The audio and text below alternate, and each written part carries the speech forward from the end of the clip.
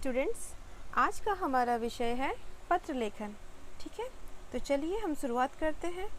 सबसे पहले हम ये समझेंगे कि पत्र क्या है और उसका हमारे जीवन में क्या महत्व है। ओके, पत्र प्राचीन काल से ही मनुष्य अपने संदेश या भाव दूसरों तक पहुंचाने के लिए पत्र का सहारा लेता आया है।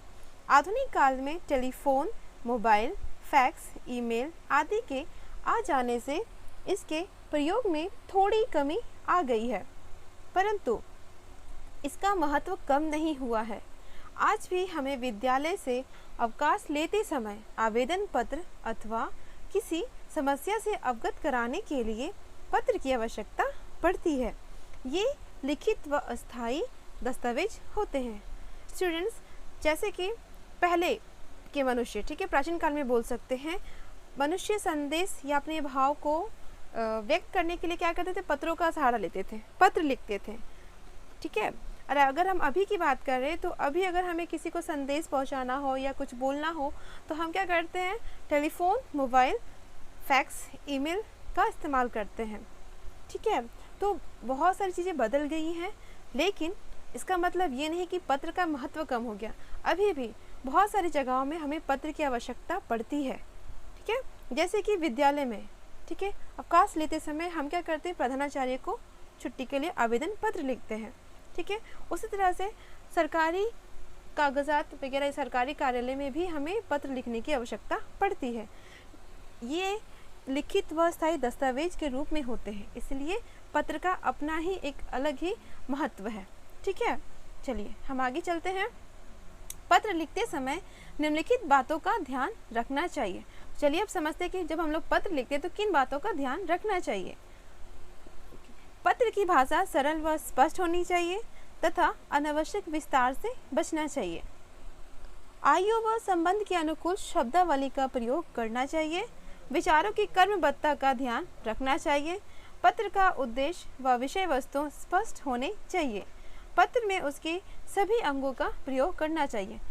ओके, जब हम लोग पत्र लिखते हैं तो हमें ये ध्यान रखना होगा कि हमारी भाषा कठिन ना हो, सरल, जितना हो सके हम सरल लिखने का कोशिश करेंगे। ठीक है, और पत्र में भी कोई भी अनावश्यक बातें नहीं लिखेंगे जिसकी वजह से हमारा पत्र थोड़ा लंबा हो जाए। ओके, आयु व संबंध, हम जिनको पत्र लिख रहे हैं उनसे हमारा क्या संबंध है, या फिर अगर वो हमसे बड़े हैं या छोटे, तो उन सब चीज़ों को ध्यान रखते हुए हमें वैसे ही शब्दों का प्रयोग करना होगा। ओके, पत्र जब हम लोग लिखते हैं तो एक उद्देश्य होता है ना कि हम कुछ उद्देश्य से पत्र लिख रहे हैं, तो आपका वो स्पष्ट होना चाहिए कि आपने पत्र क्यों लिखा है, आपकी विषय वस्तु उससे जुड़ी हुई रहनी चाहिए। ओके, पत्र में सभी अंगों का प्रयोग करना चाहिए। जब हम पत्र लिखते हैं तो ऐसा नहीं है कि मैंने पत्र शुरू किया तो मैंने प्रारंभ में लिखा सेवा में प्रधानाचार्य, उसके बाद फिर मैंने बीच वाला विषय वगैरह सब हटा दिया, फिर नीचे में बस अपना समापन कर दी। वैसा नहीं करना है। जब हम लोग पत्र लिखते हैं तो पत्र में जितने भी अंग आते हैं, ठीक है, वो आपको पूरा ही लिखना होगा। ठीक है, वो मैं आपको अभी बाद में बताऊंगी कि कितने अंग होते हैं। ओके, चलिए तब तक आगे बढ़ते हैं। मूल रूप से पत्र दो प्रकार के होते हैं। कितने होते हैं? दो प्रकार के होते हैं।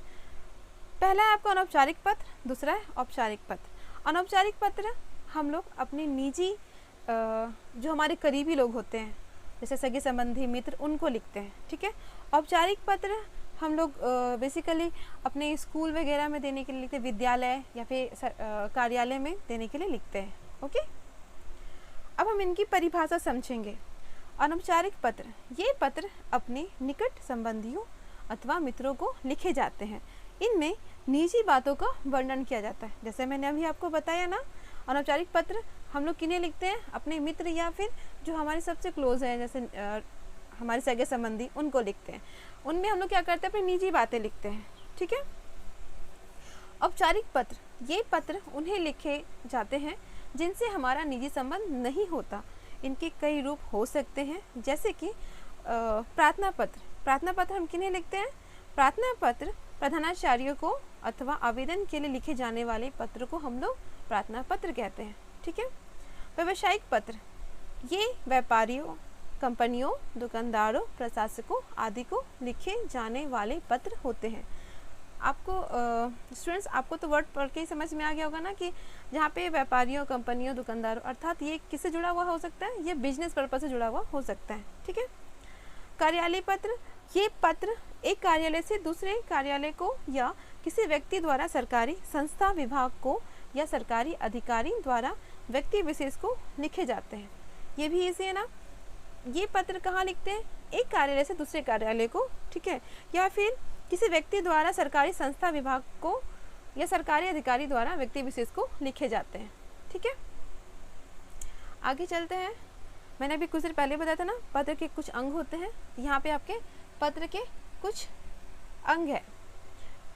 पत्र के निम्नलिखित 8 अंग होते हैं। मैं एक एक करके सबका नाम ले रही हूँ। ठीक है, आप ध्यान से देखिएगा।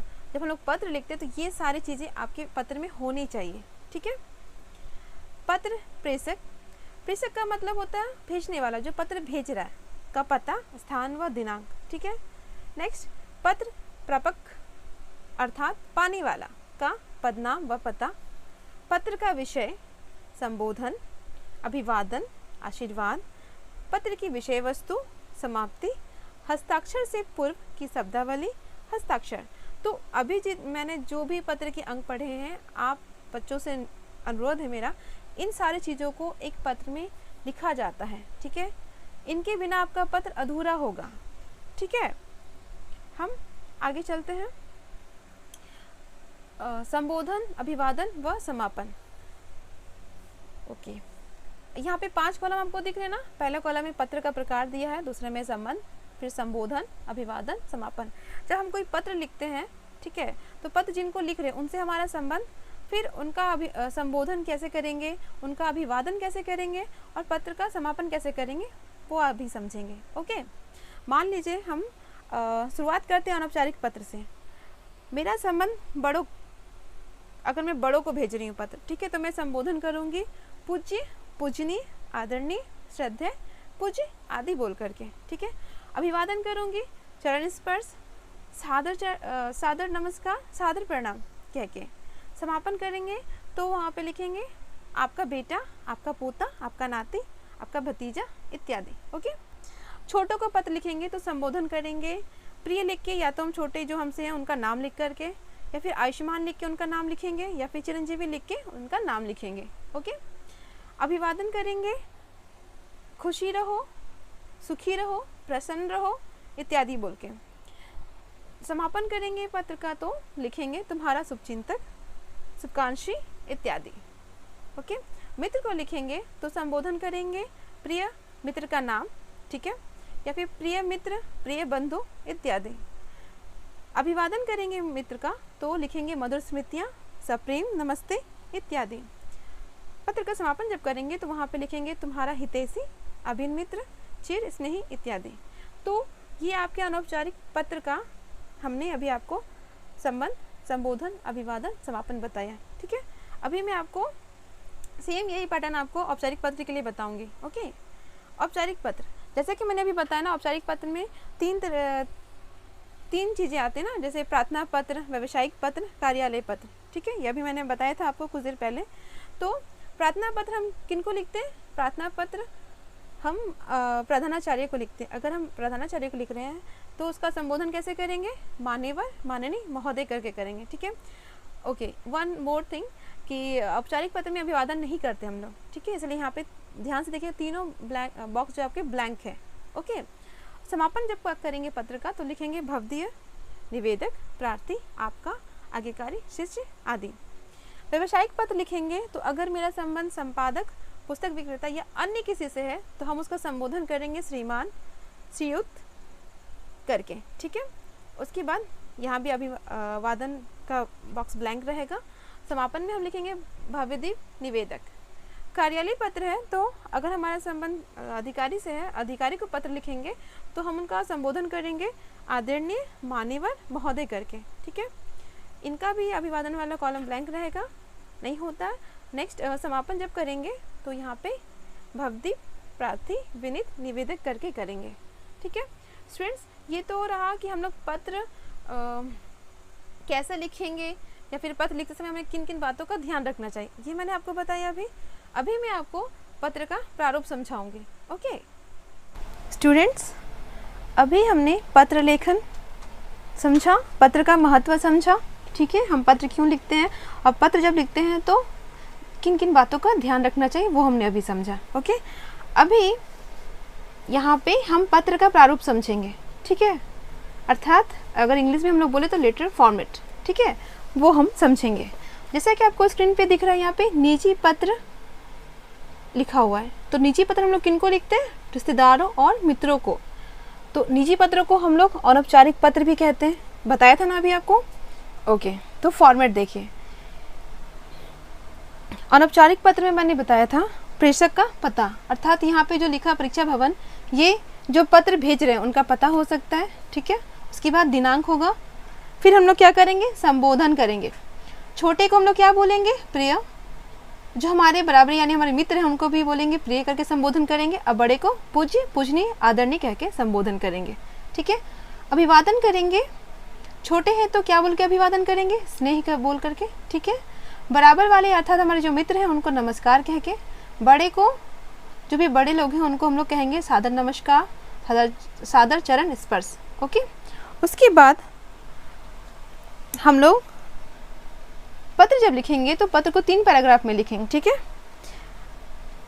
विषय प्रतिपादन, अर्थात यहाँ पे फर्स्ट पैरा में हम लोग उनकी कुशलता के बारे में पूछेंगे कि वो कैसे हैं, उनका समाचार पूछेंगे। ठीक है, उसके बाद हमने पत्र किस विषय में उनको लिखा है वो लिखेंगे। फिर तीसरे पैराग्राफ में परिवार के सदस्यों को अभिवादन करेंगे। ठीक है, और लास्ट में हम क्या करेंगे? समापन के रूप में अगर हमने पत्र छोटे या बराबर वालों को लिखा है तो क्या लिखेंगे वहाँ पे? तुम्हारा मित्र, या फिर तुम्हारे, हम लोग नाम लिखेंगे। ठीक है, बड़े को लिखें तो आपका करके लिखेंगे। ठीक है, चलिए, ये तो हुआ अनौपचारिक पत्र का। इसका मैं आपको एक और प्रारूप बताऊंगी। ओके, उसके बाद अभी हम लोग समझते हैं औपचारिक पत्र का फॉर्मेट। देख रहे हैं ना आप लोग, यहाँ पे जैसे लिखा है सेवा में, सेवा में के बाद क्या लिखा है? प्रधानाचार्य जी। ओके, उसके बाद हम लोग क्या लिखेंगे? विद्यालय का नाम एवं पता। फिर हम लिखेंगे विषय, विषय का उल्लेख करेंगे, अर्थात हमने पत्र किस विषय में लिखा है उसका उल्लेख करना ही होगा। उसके बाद संबोधन करेंगे महोदय, महोदया, श्रीमान जी करके। ठीक है, उसके बाद जब पैराग्राफ स्टार्ट करेंगे तो हम लिखेंगे पत्र का विस्तार या मुख्य विषय वस्तु। हमने पत्र किस विषय में लिखा है उसका विस्तार पूर्वक वर्णन करेंगे वहाँ पे। ठीक है, बताएंगे। उसके बाद हम समापन करेंगे। ओके, उसके बाद धन्यवाद ज्ञापन देंगे। लास्ट में स्टूडेंट्स क्या करेंगे? अगर लड़का है तो वो लिखेगा आपका आज्ञाकारी शिष्य, लड़की है तो वो लिखेगी आपकी आज्ञाकारिणी शिष्या। उसके बाद स्टूडेंट्स अपना नाम लिखेंगे, कक्षा वर्ग एवं अनुक्रमांक लिखेंगे, फिर दिनांक लिखेंगे। तो ये आपका औपचारिक पत्र का प्रारूप मैंने बता दिया। ठीक है, मैं एक बार फिर से आपको अनौपचारिक पत्र का प्रारूप समझा देती हूँ। ठीक है, ध्यान से देखिएगा। सबसे पहले आपका प्रेषक का नाम एवं पता जाएगा, अर्थात जो पत्र भेज रहे हैं उनका। ठीक है, पता जाएगा। उसके बाद दिनांक जाएगा। फिर हम लोग संबोधन करेंगे, फिर उनका अभिवादन करेंगे। अब यहाँ पे जैसे फर्स्ट सेकंड थर्ड आपको यहाँ पे दिख रहा है ना, कुशल क्षेम ज्ञापन, मुख्य विषय वस्तु, समापन, अर्थात यहाँ 3 पैराग्राफ में आपके लेटर लिखे जाएंगे। ये मैंने आपको पहले ही बताया अभी। उसके बाद संबंध उल्लेख, जिनको हमने पत्र लिखा है उनसे हमारा क्या संबंध है। फिर जिन्होंने पत्र लिखा है वो प्रेषक जो है उनका नाम। ओके, आशा करूँगी आपको आज का जो विषय था हमारा पत्र लेखन, ठीक है, पत्र का जो महत्व होता है वो मैंने आपको बताया। ठीक है, पत्र क्यों लिखते हैं वो बताया, पत्र लिखने समय हम लोग किन बातों का ध्यान रखते हैं वो बताया मैंने आपको। अभी मैंने आपको पत्र का प्रारूप भी समझाया।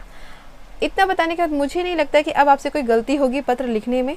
ठीक है, फिर भी अगर आपको कोई समस्या हो, आज के टॉपिक जो नहीं समझ में आए, आप प्लीज़ मुझसे पूछ सकते हैं। ओके, तब तक के लिए थैंक यू।